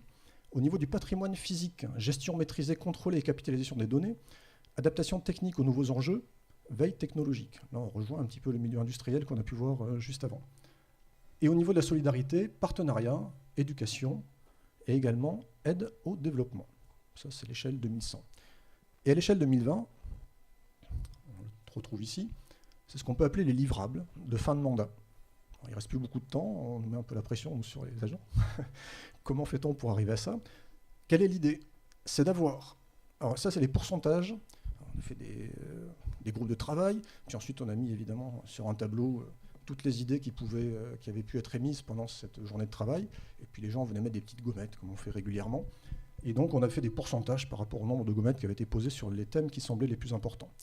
Pour les usagers, il faudrait d'ici 2020 commencer à avoir des programmes d'action, anticiper les premiers conflits d'usage, qu'est-ce qu'il pourrait y avoir, et travailler à l'éducation dans les écoles. Au niveau de la ressource en eau, ce qui ressort largement en amont, c'est la recherche, la rationalisation et l'optimisation des ressources, ainsi que la protection de la ressource. Ça, c'est important. Rationalisation, optimisation de la ressource. Et enfin, éducation et sensibilisation. C'est un thème très transverse, cette éducation, dans tous les échanges qu'on a pu avoir. Patrimoine physique, gestion intégrée de l'eau adaptée au contexte. Donc on revient sur cette gestion petit et grand cycle liés. Restructuration, renouvellement et sécurisation, et traiter la pollution à la source. Et au niveau de la solidarité, eh bien, il y a un équilibre entre solidarité amont-aval, territoriale, urbain-rural. Et on a vu beaucoup d'élus urbains mettre des gommettes sur la solidarité urbain-rural, ce qui nous a rassurés sur l'état d'esprit dans lequel on pouvait travailler au niveau du département.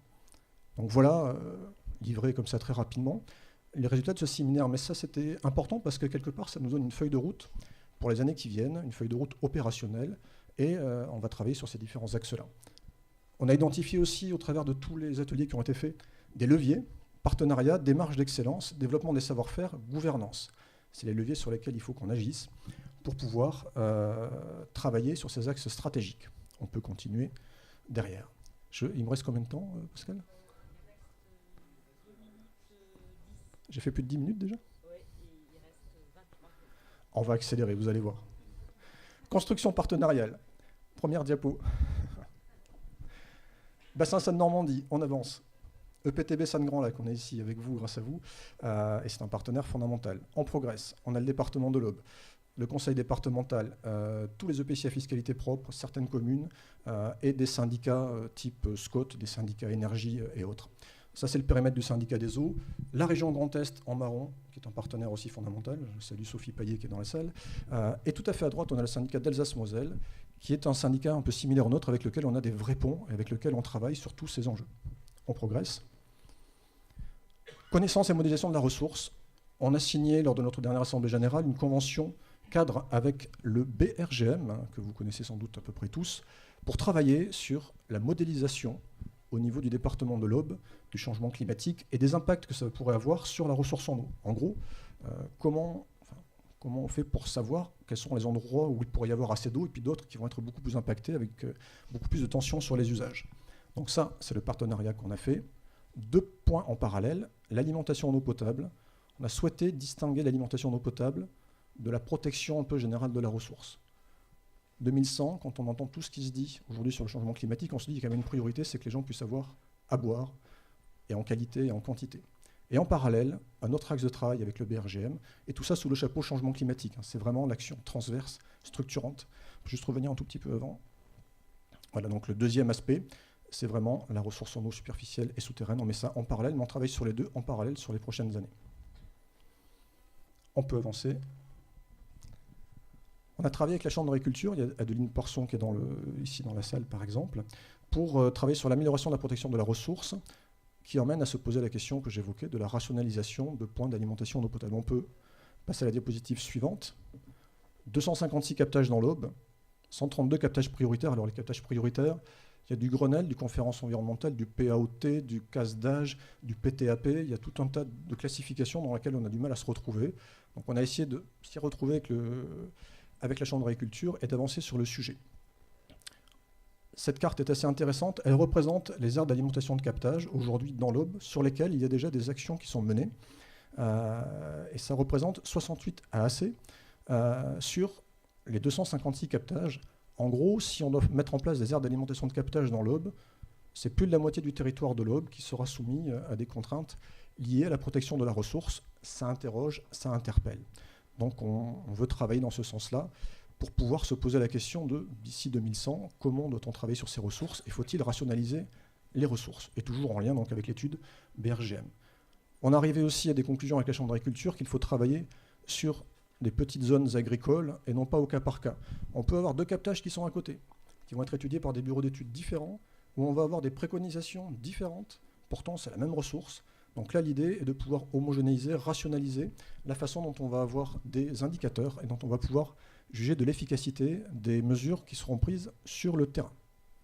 On va passer à celle d'après. Et on travaille aussi sur des schémas directeurs d'alimentation en eau potable. Première diapo. On avance un petit peu. Voilà. Le travail précédent, c'était à l'échelle de 2 communes ou 2 syndicats qui travaillaient ensemble. On avait déjà pas mal de mal à se mettre d'accord. Et on a travaillé sur ces schémas d'alimentation en eau potable qui étaient un petit peu plus complexes.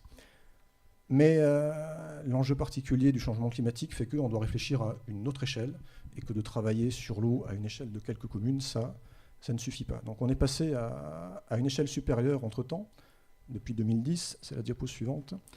Voilà, on a lancé un schéma dans le nord-ouest au bois, où là on a grossi au niveau du périmètre pour commencer à prendre du recul sur quantité, qualité, sécurité.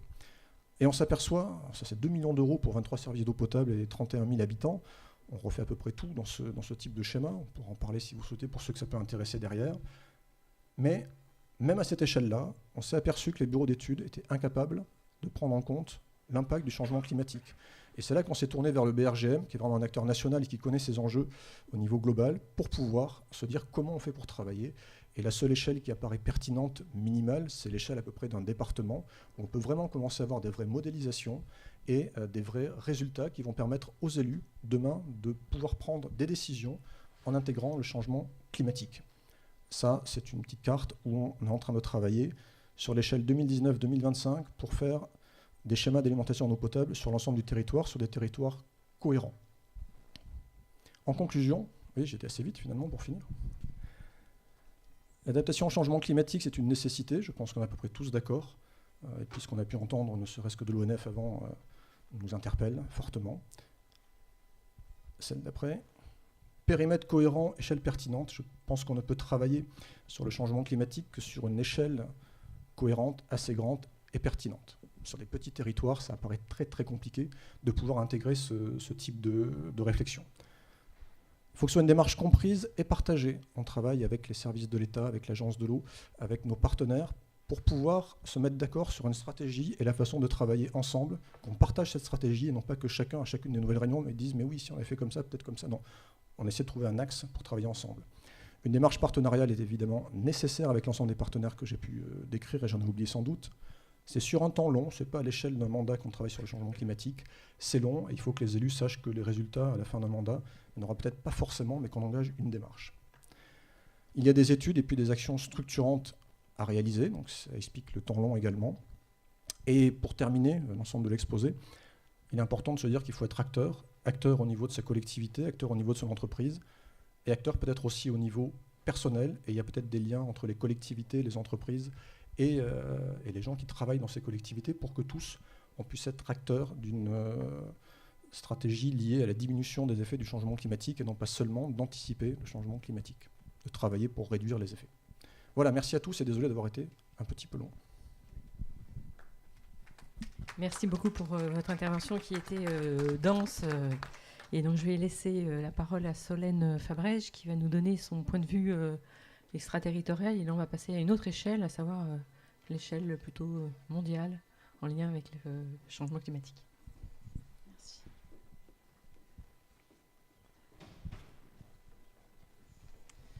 Alors bonjour à tous, je m'appelle Solène Fabrège, donc je travaille pour le Partenariat français pour l'eau. Je reviendrai dans quelques instants sur ce qu'est le Partenariat français pour l'eau. Donc en effet, aujourd'hui, je vais avoir une approche un petit peu différente de toutes les discussions que vous avez pu avoir jusqu'à maintenant, parce que je vais essayer de vous présenter un regard plus général sur ce qui se passe au niveau mondial, sur la situation du changement climatique, sur les aspects de négociation en particulier. Donc en quelques mots, le PFE, en fait, c'est le réseau des acteurs français qui travaillent dans le domaine de l'eau à l'international. On a environ 150 organisations qui sont membres du PFE, aussi bien des acteurs privés que des acteurs publics. Et on travaille principalement autour de 3 objectifs.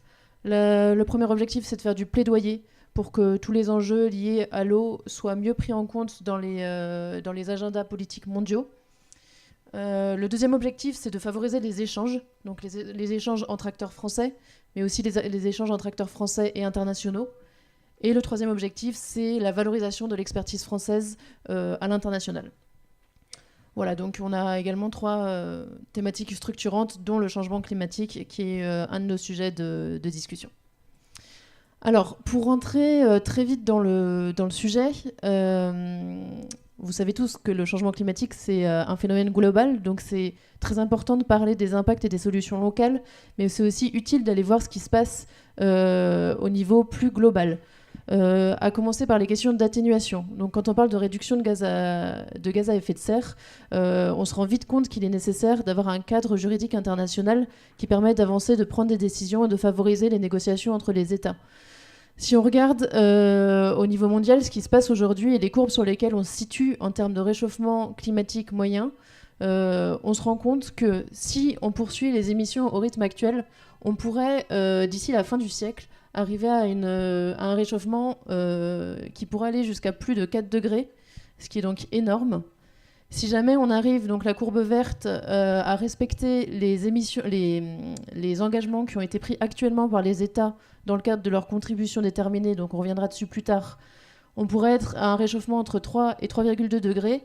Par contre, si on veut respecter les engagements qui ont été inscrits dans l'accord de Paris sur le climat, ça suppose des réductions des émissions qui seraient vraiment drastiques. Vous voyez les courbes bleues et violettes qui indiquent de fortes diminutions en termes de production de gaz à effet de serre. Donc ça nous permet vraiment de comprendre que sur les aspects d'atténuation, on ne peut pas vraiment échapper à des discussions entre les États et à des décisions mondiales. Ensuite, sur les questions d'adaptation, qui ont été beaucoup le sujet pendant ces différents ateliers, alors c'est vrai que les solutions souvent sont assez locales, il faut choisir les bonnes échelles. Par contre, on ne peut pas non plus vraiment échapper à des échanges au niveau mondial, pour la simple et bonne raison que les différentes régions du monde sont impactées de manière différente, mais sont souvent responsables également de manière différente. Donc dans le droit international de l'environnement, on parle de responsabilité commune mais différenciée, qui va poser donc la question de la compensation. Est-ce qu'un pays qui est plus responsable du changement climatique devra aider un pays qui en subit plus les impacts ou non? Donc là, je vous présente un petit schéma qui est assez intéressant, c'est des estimations sur les coûts d'adaptation estimés pour les pays en développement et par secteur.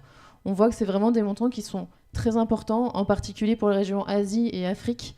Et on se rend compte également que les secteurs qui vont coûter les plus chers en termes d'adaptation, c'est vraiment la question d'approvisionnement en eau et de gestion des inondations, et également toute la question des zones côtières. Alors, donc, à phénomène global, réponse globale. Dans ce cadre-là, il y a des négociations sur le climat qui ont été engagées depuis plusieurs années. Je ne vais pas rentrer dans le détail parce que ça peut être assez lourd. Simplement vous dire que en 92, il y a eu une convention cadre qui a été mise en place au niveau des Nations Unies et qui a permis d'entamer les négociations relatives à la lutte contre le changement climatique. À partir de cette date et jusqu'à ce jour, il y a eu 23 réunions des parties à cette convention, donc c'est ce qu'on appelle les COP. Et donc cette année, il y aura la 24e COP à Katowice en Pologne. Et donc il y a eu différentes étapes depuis 92 qui ont mené en 2015 à la fameuse COP21 avec la ratification de l'accord de Paris sur le climat. Tu peux passer ouais, merci. avec la ratification de l'accord de Paris sur le climat qui a supposé un certain nombre d'engagements de la part des parties qui ont ratifié. Donc encore une fois, je ne vais pas rentrer dans le détail de tous ces engagements. Les principaux sont, de maintenir le réchauffement bien en deçà des 2 degrés. 2, c'est un sujet lié au financement, avec un engagement des pays développés de fournir 100 milliards de dollars par an aux pays en développement pour la lutte contre le changement climatique. Alors ça apparaît pas ici, mais il y a aussi un objectif en termes d'adaptation, même si c'est assez compliqué parce qu'on peut pas vraiment... on a des difficultés au niveau international à mettre des critères sur les questions d'adaptation et à chiffrer les objectifs que l'on souhaite pouvoir atteindre. En tout cas, l'adaptation a été reconnue dans l'accord de Paris sur le climat comme étant un enjeu aussi important que les questions de l'atténuation. Et ensuite, il y a eu je voudrais mentionner un dernier point sur la question des contributions nationales déterminées. En fait, les différents pays qui ont ratifié l'accord de Paris ont chacun produit un document qu'on appelle des contributions nationales déterminées. En fait, c'est un document dans lequel chaque pays se donne des objectifs en termes d'adaptation et d'atténuation. Alors nous, on a fait une petite étude pour voir sur le sujet de l'adaptation comment les différents secteurs étaient traités. On se rend très vite compte que la question de l'eau, c'est vraiment un sujet fondamental pour l'ensemble des pays quand il s'agit de parler d'adaptation au changement climatique. Alors, je vais pas m'attarder beaucoup plus longtemps sur la question des négociations internationales, etc. C'est un sujet qui peut être un peu lourd. Par contre, ce que je voudrais vous proposer dans un deuxième temps, c'est de faire un petit focus sur ce qui se passe ailleurs. Donc revenir un peu plus des enjeux plus locaux. En fait, ce dont on se rend compte très vite, c'est que oui, en Europe, on est déjà touché par le changement climatique. Par contre, il y a certaines régions du monde où les impacts sont là et encore plus forts qu'ici, surtout dans certaines régions où les capacités d'adaptation sont moindres parce qu'il y a des manques de financement, des manques de compétences, etc. pour s'adapter à ces changements-là. Donc, je voulais vous proposer un petit focus sur le delta du Mékong. C'est pas forcément la région à laquelle on penserait tout de suite quand on parle d'adaptation au changement climatique. En général, on pense plutôt à des pays comme l'Afrique ou le Bangladesh qui sont assez connus pour être touchés par le changement climatique. Quand on pense au Mékong, on pense à des ressources en eau abondantes, etc. Et puis le Vietnam, pays émergent. Mais en fait, il y a quand même des grands enjeux dans cette région-là. Alors, le Mékong, c'est donc un grand fleuve dont le bassin couvre 6 pays différents. Et donc dont le delta se trouve donc tout au sud du Vietnam. Alors, je vais ressortir mes fiches parce que j'ai pas tous les chiffres en tête. Hop. Donc, le delta du Mékong, c'est 20 millions d'habitants. C'est ce qu'on considère comme le grenier à riz du Vietnam, et d'ailleurs pas que du Vietnam. Donc, dans cette région-là est produite la moitié de la production nationale de riz. 90% des exportations vietnamiennes de riz et 60% des produits d'exportation vietnamienne en aquaculture. En moyenne, on estime que le delta nourrit jusqu'à 145 millions de personnes dans le monde. Pourtant, cette région-là est particulièrement sujette aux enjeux du changement climatique. Et en plus, couplé à cela, il y a beaucoup de problèmes de gestion du bassin, qui est donc un bassin transfrontalier, donc ça suppose des discussions entre les 6 pays du bassin, et ça suppose de mettre en place des structures institutionnelles qui sont parfois assez complexes. Donc dans ce delta, on retrouve plusieurs problématiques qui sont liées au changement climatique, récemment des grandes vagues de sécheresse, couplées à des problématiques de montée du niveau des mers, d'érosion côtière, et donc de salinisation des sols. Et donc, comme c'est une grande région agricole, ça pose d'énormes problèmes en termes de moyens de subsistance, en termes économiques, en termes sociaux, géopolitiques, etc. Par exemple, en 2015, il y a eu une très forte sécheresse. Et dans toute cette province-là de Kiang, en fait, il y a eu d'énormes infiltrations d'eau salée avec la destruction de, je crois, plus de 150 millions d'hectares... je dis n'importe quoi, de 150 000 hectares de terre. Et donc, ça a entraîné des grandes vagues, des grands départs, en fait.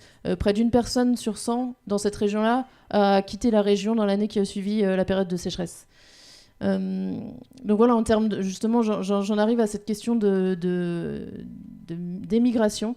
On voit qu'il y a énormément de personnes qui quittent la région. Tout à l'heure, je vous disais qu'il y a environ 20 millions de personnes dans cette région. On estime à peu près qu'il y aurait 24 000 départs par an causés par le changement climatique de manière spécifique. C'est à peu près 15% des immigrations qui seraient causées par le changement climatique. Donc c'est quand même un chiffre qui est très important et qui, a priori, va aller en s'empirant. Alors je termine rapidement sur quelques stratégies d'adaptation qui sont mises en place dans cette région.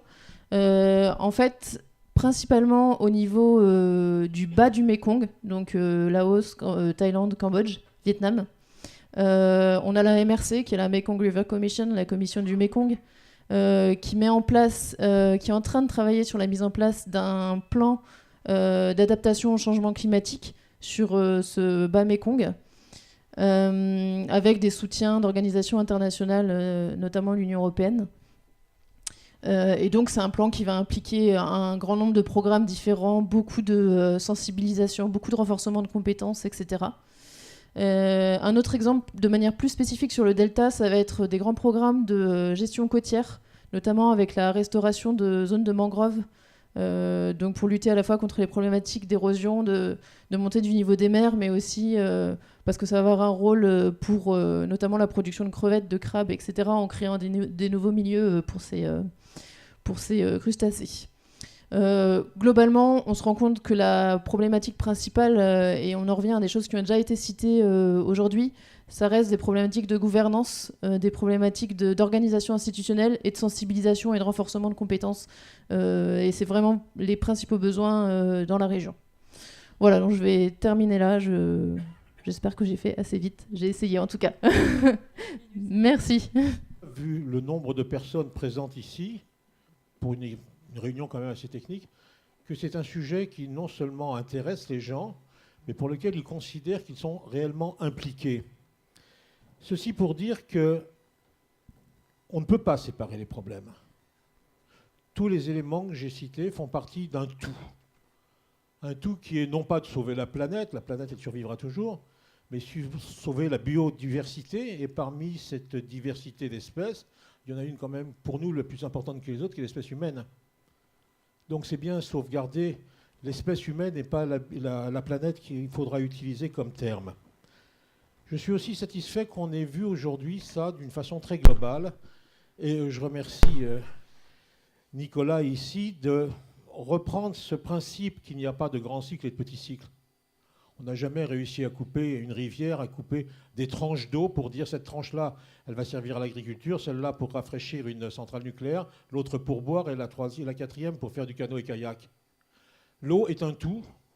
C'est un tout qui fait vivre tout ce qui est vivant sur Terre, nous en particulier, et donc c'est dans sa globalité qu'il faut le prendre. Dès qu'on touche à un élément, on touche à la totalité du circuit, à la totalité du cycle de l'eau. Et donc on le perturbe. Pour ça, on doit travailler ensemble. On doit tous travailler ensemble.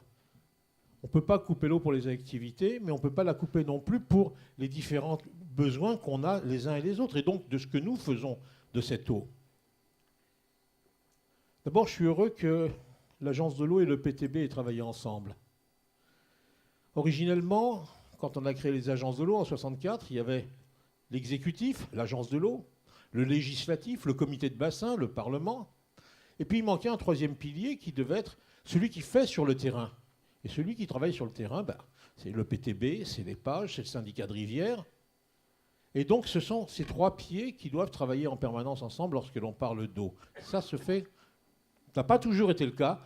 Là, je suis vraiment très heureux que ça soit fait aujourd'hui. Et de ce point de vue, je voudrais d'abord remercier évidemment Pascal Goujard, qui a disparu. Ah non, il est là, pardon. Dominique Hamon-Moreau, pour l'Agence de l'eau. Et puis Anne-Sophie Ballard, pour l'Agence de l'eau, pour le PTB, pardon, pour l'Agence de l'eau.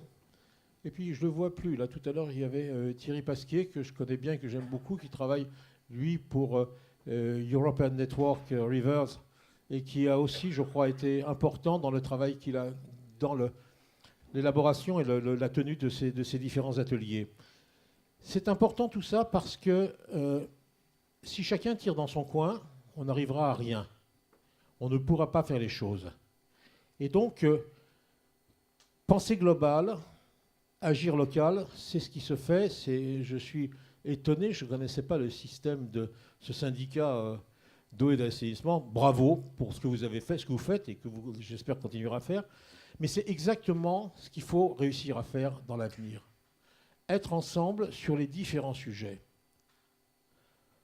On a vu des industriels parler de ce qu'ils font pour améliorer leurs pratiques, que ce soit petits bateaux, que ce soit les autoroutes, que ce soit le groupe Soufflet.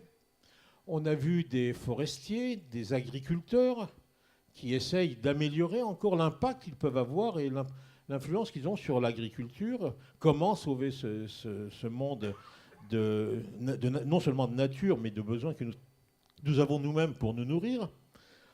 On sait que les inondations, et le PTB est bien placé pour en parler, sont le vrai problème qui risque d'arriver demain avec les sécheresses, et que donc tout ce qu'on pourra faire dans le domaine de la solidarité entre l'amont et l'aval, entre la solidarité entre la rive droite et la rive gauche des rivières, des fleuves, est capital. On a parlé donc de tous ces éléments-là, mais si j'avais un rêve, ce serait peut-être que Monsieur de Touret, je crois que c'est votre nom qui fait de la couverture, des semis sur couverture, puisse travailler avec le groupe Soufflet. Je ne sais pas s'ils travaillent déjà ensemble, mais ce serait vraiment là aussi un modèle de développement économique et agricole tel qu'on pourrait les imaginer. Il faut créer des ponts, il faut faire tomber les dernières barrières. Nous travaillons tous, chacun dans nos domaines. Il faut nous ouvrir et il faut réellement arriver à cette collectivité de travail, cette communauté de travail, un peu ce que tu fais, où les différentes structures se retrouvent dans un syndicat global qui fait ce qu'il a à faire, qui organise tout ce travail, mais où localement les choses se font selon les besoins des uns et des autres, mais se référant quand même à une vision globale. Personne ne peut agir de façon à gêner son voisin ou à avoir un impact négatif sur son voisin. Voilà peut-être ce que j'ai envie de dire après cette journée, cet après-midi, pardon, mais qui est elle-même est la suite logique, pas la conséquence, la suite logique de tout ce qui a été fait jusqu'à présent. Je crois qu'il faut vraiment encore vous remercier. Ce n'est qu'un début. Vous remercier pour ce que vous avez fait. Je dois dire que dans quelques jours, nous aurons la réunion du groupe de travail. Alors, il y a le comité de bassin, mais avant, il y aura la réunion du groupe de travail sur l'état des lieux du 10e programme de l'Agence de l'eau et voir un peu où on en est. On progresse par rapport aux directives européennes, mais si nous voulons vraiment regarder ce qui s'est fait depuis 1992 jusqu'à aujourd'hui et savoir si on a vraiment progressé sur le plan du changement climatique, progresser dans le bon sens, pas évoluer, continuer à évoluer, je dirais qu'on est encore un peu loin du compte, que le compte n'y est pas, et que si le compte n'y est pas aujourd'hui, il n'y sera pas demain, et même si ce n'est pas nous qui y serons, en tout cas pas moi, compte tenu de ma génération de naissance, je commence à être très très inquiet pour mes petits-enfants. Alors, je ne vous dis pas de retrousser vos manches, vous le faites tous les jours, tous ici, moi avec encore aujourd'hui, et puis toi, Nicolas, toi, Frédéric. Mais essayons de convaincre tous ceux qui nous entourent aussi de cette nécessité que ce qui se passe sur le Mékong a obligatoirement des effets chez nous, que la façon de faire une culture doit avoir obligatoirement des impacts sur l'industrie agroalimentaire. On en parle beaucoup en ce moment, mais pas de même nature que ce qui se passe ici. Et donc, s'il n'y a pas cette synergie, cette symbiose, cette coopération, cette solidarité entre non seulement les personnes, mais surtout entre les activités humaines, alors on peut être inquiet pour l'avenir. Enfin, je fais confiance à ceux qui ont fait le travail, qui ont montré qu'ils étaient capables de faire beaucoup de choses pour améliorer et arriver encore à continuer à sensibiliser peut-être et à réunir les gens. Voilà, j'ai été court pour ne pas trop retarder ceux qui doivent rentrer dans des endroits plus éloignés, style la province parisienne. Merci.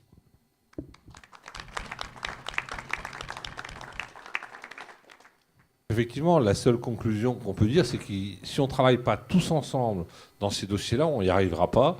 Et je crois que c'est dans ce sens, je l'ai dit en démarrage, mais c'est vraiment dans ce sens-là qu'a été bâti le 11e programme de l'Agence de l'eau, avec le travail important qui a été fait et les remontées de terrain, parce qu'il ne s'est pas bâti qu'à la C3P à Paris. Il s'est bâti effectivement avec toutes les remontées, toutes les commissions géographiques qui ont eu lieu, avec des thèmes particuliers, avec des enjeux particuliers sur les territoires. La problématique agriculture avait été plus vue à Châlons, les problématiques milieu ont été plus vues ailleurs, donc il y a les zones littorales aussi. Je crois qu'on a l'avantage sur ce bassin d'être sur une grande étendue, je dirais des sources de la Seine ou de l'Aube ou de l'Yonne jusqu'à la mer, et avec les problématiques de mer qui sont aussi importantes, avec la conchyliculture, avec le trait de côte, avec les rivages marins. Et je crois que l'idée, c'est bien qu'on prenne en compte tous cet enjeu global pour notre territoire. Donc moi, voilà juste ce que je voulais dire en conclusion, sachant que le travail, il y en a déjà de fait, mais il y en a encore beaucoup devant nous, on a de quoi s'occuper. Et tous ceux qui ont envie de travailler dans les groupes de travail et autres, on est prêt à les accueillir. Très bien, merci. Alors, donc Francis Schneider de l'Agence de l'eau Seine-Normandie. Je ne vais pas développer non plus, hein, mais j'ai noté dans une diapo tout à l'heure, on parlait de Rio, 1992, M. Markovitch en a reparlé à l'instant. C'est vrai qu'un chemin important a été parcouru, et puis on peut s'interroger un peu sur vraiment ce chemin et ce qu'il nous reste à mener. Moi, ce que je regarde moins loin, mais l'adoption de la stratégie d'adaptation au changement climatique au sein de l'Agence de l'eau, qui remonte maintenant à 2 ans, hein, à peine, et je relève quand même une mobilisation. Alors, et je veux donner un signe positif, parce que j'ai le sentiment qu'il y a quand même un phénomène d'accélération qui se mène. Hélas, peut-être en lien avec l'accélération qu'on connaît au niveau du changement climatique, mais en tous les cas, un phénomène d'accélération dans les prises de conscience. Et je veux rester sur cette note positive. Et en tous les cas, cette action menée par Seine-Grand-Lac, hein, en répondant à l'appel à l'initiative de l'Agence de l'eau Seine-Normandie, eh bien, est une démonstration aussi de cette accélération et la présence, je pense aujourd'hui aussi, d'autant de monde. C'est aussi un signe d'une prise de conscience et d'une mobilisation toujours plus forte. Voilà, je voulais finir avec cette touche positive, et que j'espère réelle, et pour avancer dans le bon sens. Voilà.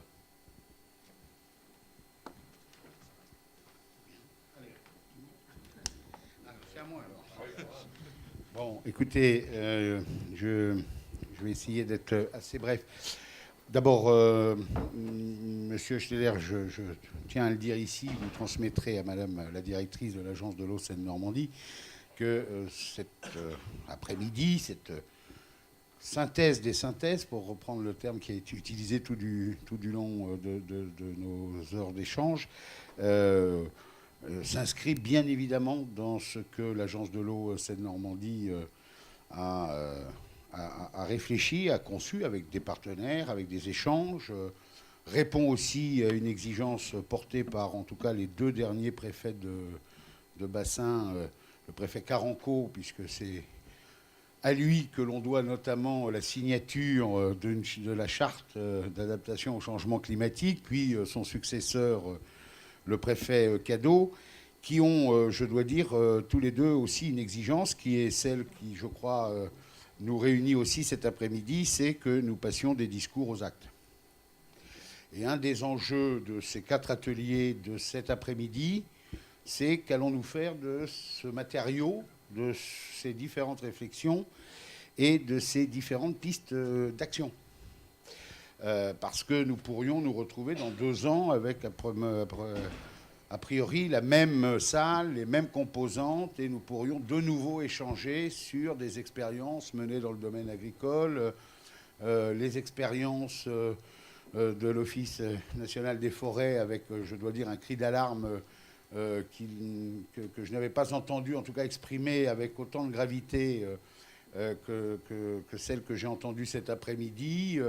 Le groupe Soufflet, Petit Bateau, les autoroutes, bref, les industriels, on voit bien qu'il y a plein d'expériences. Bon, donc c'est à la fois extrêmement positif, mais il me semble que nous devons convenir de rendez-vous régulier à la suite de ces travaux pour ensemble se dire de ce que nous avons fait de toutes ces réflexions. On en a évoqué plusieurs, j'en ai moi-même évoqué quelques-unes. Nous devons avancer maintenant de manière opérationnelle. Je le dis pourquoi? Parce que ça a été dit par beaucoup d'entre vous, penser global, agir local. Un des enjeux, me semble-t-il, si nous ne sommes pas en situation de mettre en œuvre un certain nombre de choses sur lesquelles nous sommes d'accord, qui s'appuient sur des expériences, sur des réflexions à l'échelle locale, c'est que d'autres seront tentés de le faire à notre place. Et je pense que l'expérience qui est la mienne comme élu local, mais je pense qu'elle est partagée par plein d'acteurs ici, c'est que chaque fois que d'autres ont voulu faire à la place des territoires, ils n'ont pas toujours bien réussi. Et donc il ne tient, me semble-t-il, qu'à nous-mêmes, qu'en tout cas sur ce que nous pouvons faire, ce dont nous avons la capacité technique et financière de faire, eh bien nous soyons vigilants à le faire et à le mettre en œuvre. Parce que nous sommes attendus et que, encore une fois, je sens que cette attente pourrait se transformer en impatience et l'impatience pourrait nous remettre dans un schéma de verticalité du haut vers le bas. Et il me semble que le bon équilibre est que les deux logiques se nourrissent, celle du bas qui va vers le haut et inversement. Et donc, je ne sais pas encore totalement sous quelle forme, mais en tout cas, je nous invite peut-être après cet après-midi à échanger sur ce que pourraient être des modalités de clauses de revoyure régulières qui nous permettraient non plus d'échanger sur la liste de toutes les réflexions, les pistes d'action, mais sur la mise en œuvre progressive, en tout cas, si ce n'est de toutes, mais au moins d'un certain nombre d'entre elles dont nous avons, chacun là où nous sommes et avec les moyens dont nous disposons, la responsabilité et l'envie de faire.